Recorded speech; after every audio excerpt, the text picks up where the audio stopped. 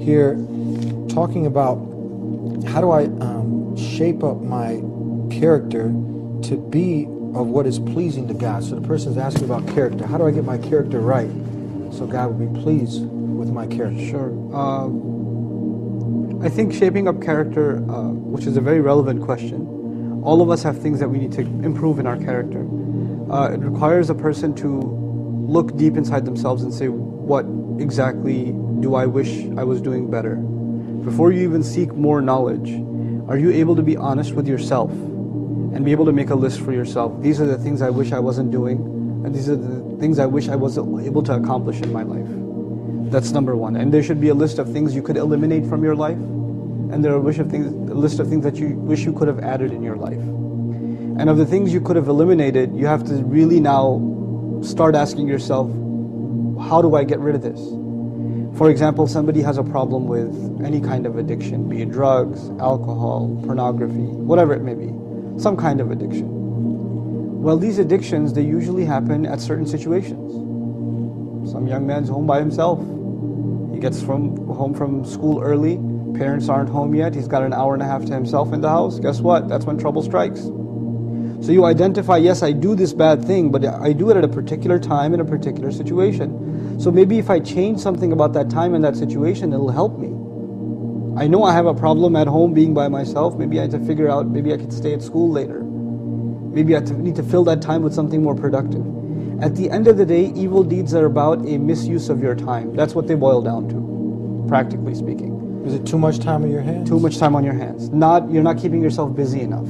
I say for young people especially, you brothers and sisters, they need to keep themselves busy.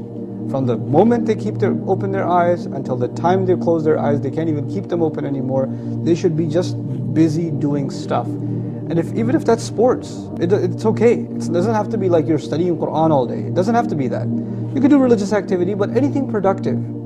You get a job somewhere, you start getting an internship, you start doing some research, you get into sports or whatever it may be, but you're keeping yourself productive. The first thing in fixing our character is getting rid of evil deeds. Like I said before, do no harm. And part of that is making really good use of your time. I can tell you something personally about myself. My parents left when I was sophomore in college. I used to live in New York City by myself, and my parents aren't even here. So nobody looking over my shoulder saying, hey, what you're doing isn't right. And I wasn't even all that religious at the time. But you know what? I stayed out of trouble entirely. Why? Because my day began early morning, getting ready for commute, going to work, going from work straight to school, from school back to work, from back to work, then I used to go back to the masjid and study some Arabic and then go home. I didn't have time for anything else. Even if I wanted to do messed up things, I couldn't. Because I busied myself. And that's one of the big problems I see today is people have, especially our youth, have way too much free time. They don't think they have to do anything. But she says, look, I don't have no time. I got all these guys calling me. I got 3 girlfriends, the guy says. I'm really busy. That means you do have way too much free time. This is a function of one being in horrible company. Okay, so you're doing something you shouldn't be doing. Huh? Right, obviously. And why does somebody end up in that situation? I argue most of the time it's because of our company. The Prophet told us, alayhi salatu wasalam, the peace and blessings of Allah be upon him, al-mar'u ala dini khalilihi. A person depends on the religion of his friend. Our friends make up who we are. The Arabs have an old wise saying, قُلْ لِمَنْ تُصَاحِبَ قُلْ لَكَ مَنْ أَنْتَ. Tell me who you spend time with, I'll tell you who you are. That's what the Arabs tell us. It's an old wisdom they have. And it's very true. Who you spend time with is a reflection of who you are. You can't say, man, I got some messed up friends. So that means you're messed up, buddy. It's a reflection of who you are. The Prophet told us, al-mar'u mir'atu akhihi. A person's a mirror of his brother. Brother here also means friend. In other words, looking at your friend is like looking in the mirror.